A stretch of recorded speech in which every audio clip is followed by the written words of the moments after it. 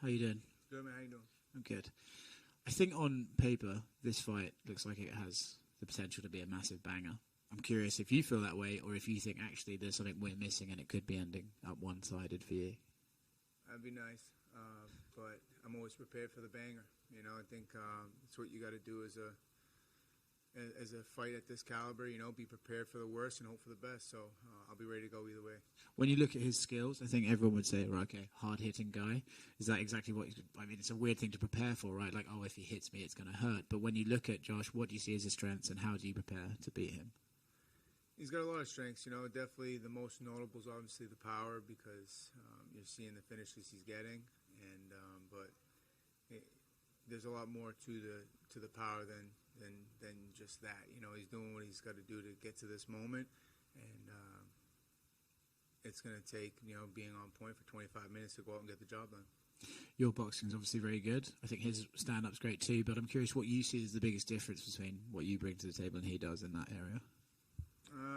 I mean, we just have to see on fight night, man. You know, I can talk about it, but we're going to see. He's a tough opponent, brings power. It's going to make for a great fight. Like you said, it can go one of two ways. Either one of us gets it done early or and make it look easy, or it's going to be a 5-round banger. And like I said, I'm prepared for both options. It's going to be an interesting one, right? Because you obviously had a great fight last time out, and then this one, you know, I'm sure that fight was pretty painful. You know, it didn't look like it was great fun for you, even though you had a great performance. Do you try and avoid those sort of wars? Are you looking at this one being like, let's not do that again? You know, it'd be nice, but my style, you know, sometimes I just get in there and find myself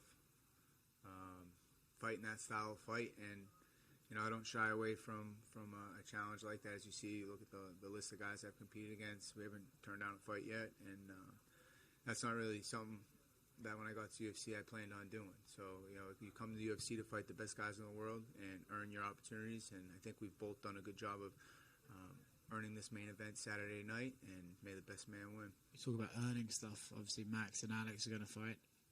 Obviously, the fight with Max was what it was. So, in a weird way, do you kind of have to root for Alex to beat that, to be able to get a title shot sooner? Not really, man. I'm excited for that fight. Just, you know, I like both guys, watching both guys fight. And I get a lot of respect for both. They want guys that earn opportunities and compete. Like, after that fight with Max, I felt like he might have been next up in line for a title fight anyway, and he still chose to stay busy, fight Yair. So props to him. And then Alex fighting him a third time just to put an end to that chapter. You got to respect that. And he's a busy fighter, you know. So I think he resembles what a champion should act like at that point. You know, not just picking and choosing, but wanting the best fights, and I think we're all in for a good one in July. I don't know if you sound more excited about that fight than your own one. Yeah, man. I mean, I'm just ready to you know, get my shit over with, and then usually I'm more excited about those because I could sit back, you know, eat some wings, watch the damn fights, and you know.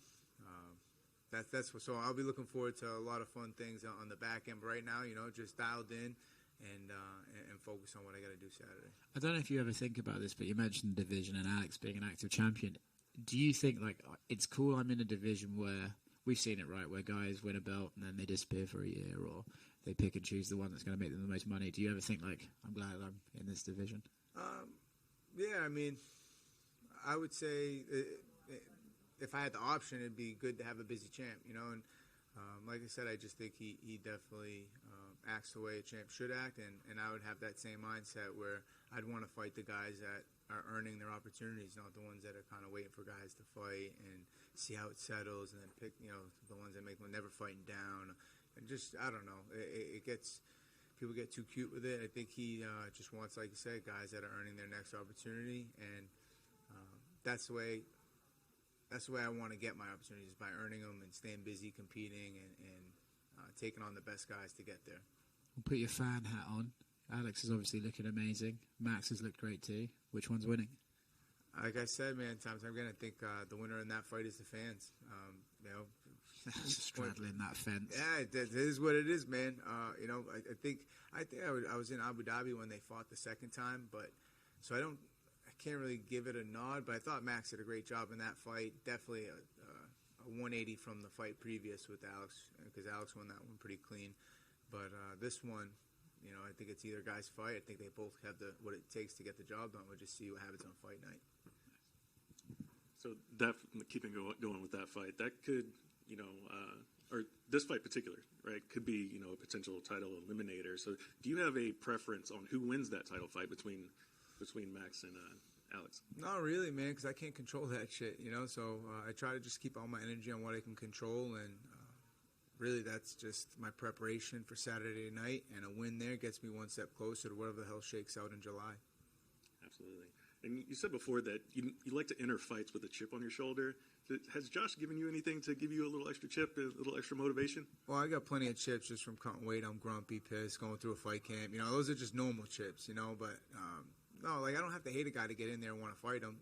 We're just trying to chase that life on the other side of a win. Seems like a good guy, fighting for a lot of the same reasons that I am. And I got a lot of respect for that. But Saturday night, it's him or me.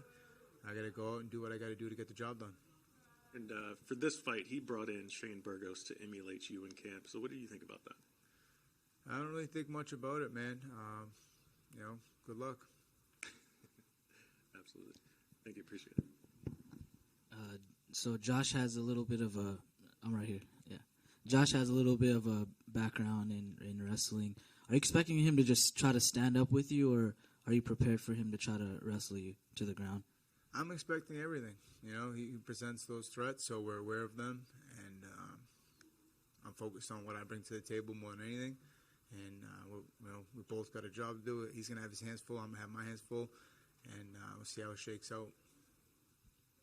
So going back to the fight against Holloway, you obviously took a little bit of damage. Oftentimes you see fighters, when they take damage like that, they're not the same after fights like that. But you on the other hand, looked great against Giga. So after that fight, did you feel like you took too much damage, or do you feel like that made you a better fighter? Well, you said it yourself. I look great, right? So I'll settle with that answer. Yeah, I mean, you grow through what you go through, right? I don't think an easy path made anybody really great.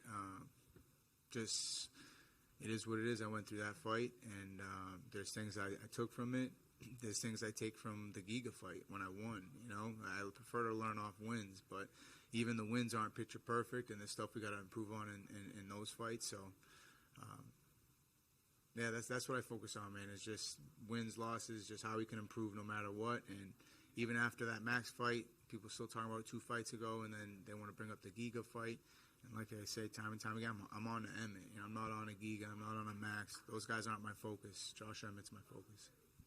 If you do get a win on Saturday night, do you see yourself having to fight a couple more fights before getting a shot at the title? Or I know you're focused on Josh. Yeah, man, that's the answer you're going to get. I don't you guys think it's a joke or it's a game. That's like to focus on anything other than Josh Emmett. Like, you're counting your chickens for your eggs hatch. It's like just focus on getting the job done Saturday, and then let's talk Sunday. About all that shit. Thanks. Yeah, no worries. So the Giga fight was just mentioned. Do you think that the Glover and Yuri fight kind of took fight of the year from you guys?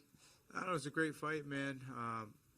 Sucks. I love both guys, man. They're both, great fighters, but how can you not pull for the elder, just defending the belt, 30 seconds left, he was up.